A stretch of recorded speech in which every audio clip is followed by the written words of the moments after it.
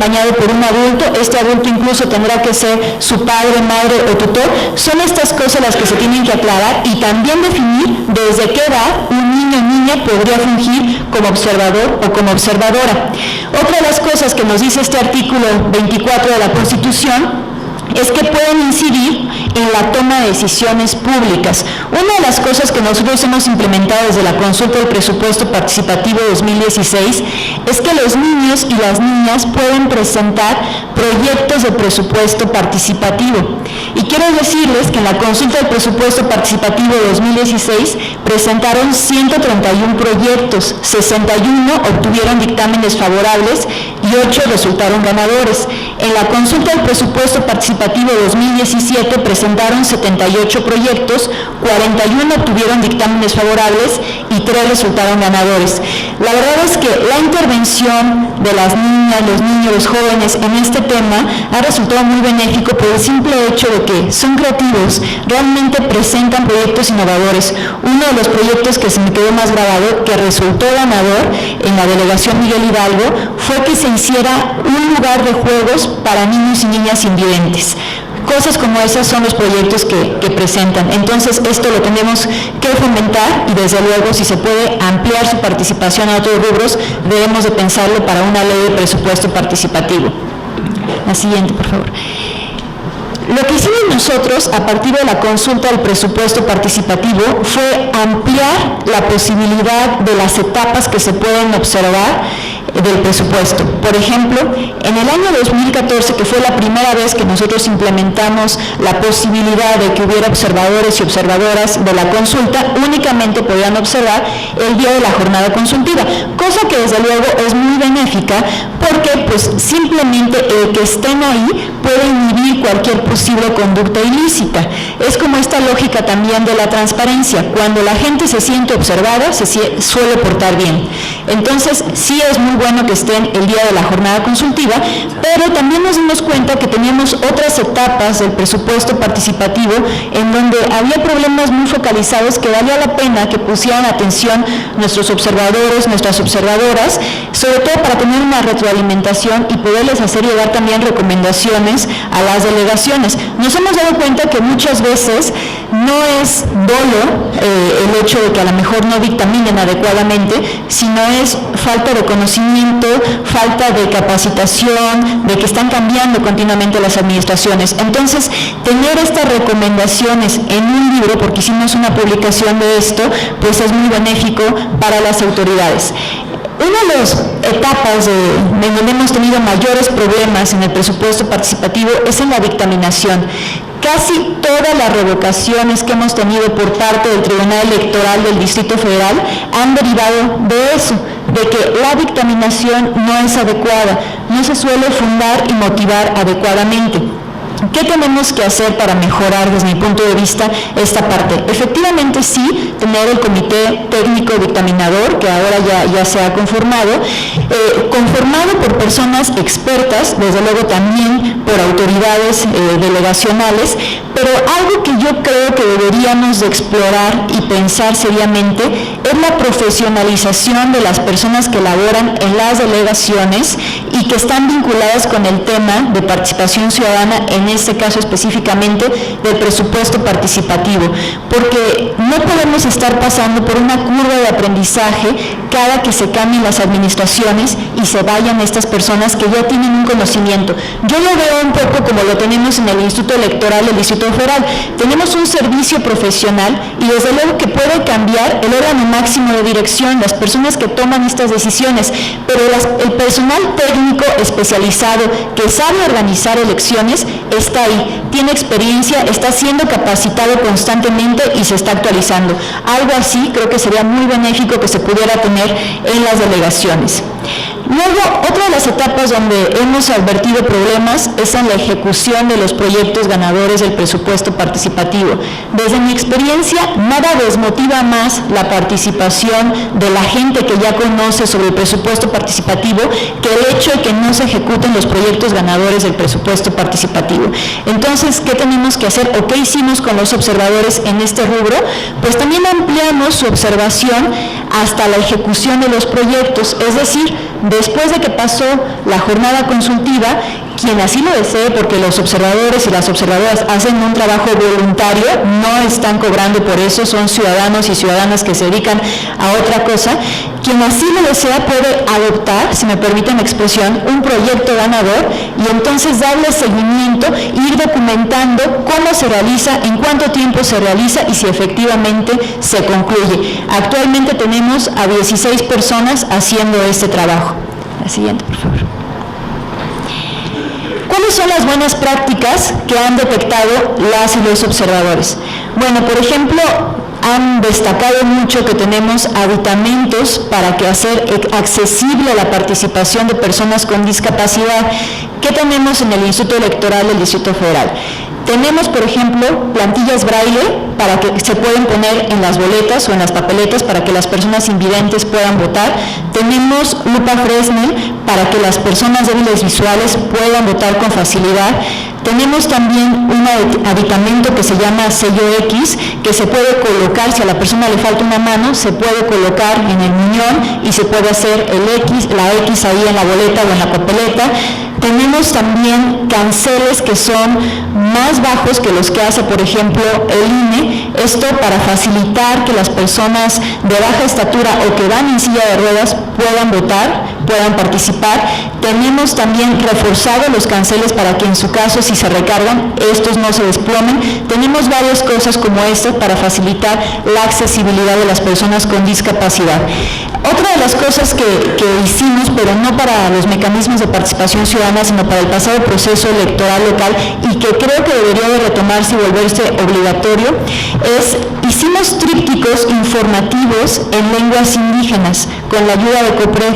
Creo que eso sería muy bueno que se estableciera en la ley de manera obligatoria, que lo tenemos que hacer y que no dependa de nuestra voluntad y que incluso si ya está obligatorio, pues lo tenemos que presupuestar y no va a estar supeditado tampoco a que tengamos suficiencia presupuestal.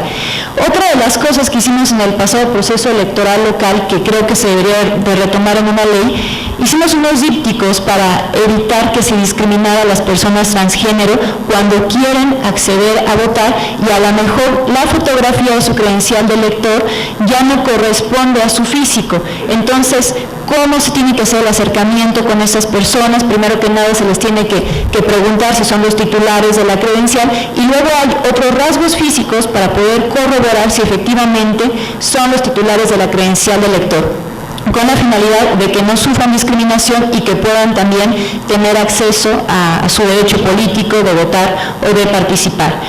Una cuestión adicional que vi que se realiza, por ejemplo, en Estados Unidos, en las pasadas elecciones de presidente, recuerdo que en el condado de Maryland tenían boletas electorales y toda la información electoral también en español. Eso me llamó mucho la atención y lo que decían es que pues no era una cuestión de buena voluntad, sino era una cuestión legal. Cuando hay un porcentaje en la comunidad hablante de una lengua distinta al inglés, se tiene que hacer forzosamente boletas electorales y toda la información en ese otro idioma. Por ejemplo, en Nueva York se pueden encontrar boletas electorales para votar en chino. Entonces, ¿qué es lo que creo que deberíamos hacer aquí? Ver en dónde tenemos una alta población, un porcentaje alto de comunidad indígena, ver qué lengua indígena están hablando y entonces también hacer pues todo el material en esta lengua indígena. En el caso específico del presupuesto participativo, sabemos que las papeletas no traen nombres, traen nada más números para votar por los proyectos, pero lo que sí tenemos son carteles donde se describen los proyectos del presupuesto participativo que están para que la gente vote. Entonces, ahí podrían hacerse en una lengua indígena. La siguiente, por favor. Ya para concluir, traigo una serie de propuestas que quiero compartir con ustedes. Una de las cosas que me llamó la atención es que en el decreto de presupuesto de egresos se establece que después de que un proyecto resulta ganador, se advierte que no existe la factibilidad técnica, financiera, legal para ejecutarlo. Lo que tiene que ocurrir es que el jefe o la jefa delegacional tiene que elegir alguno de los proyectos en orden de prelación y entonces ejecutarlos. Si no hubiera proyectos para elegir, pues entonces lo que pasa es que se declara improcedente el recurso y se pierde para efecto del presupuesto participativo.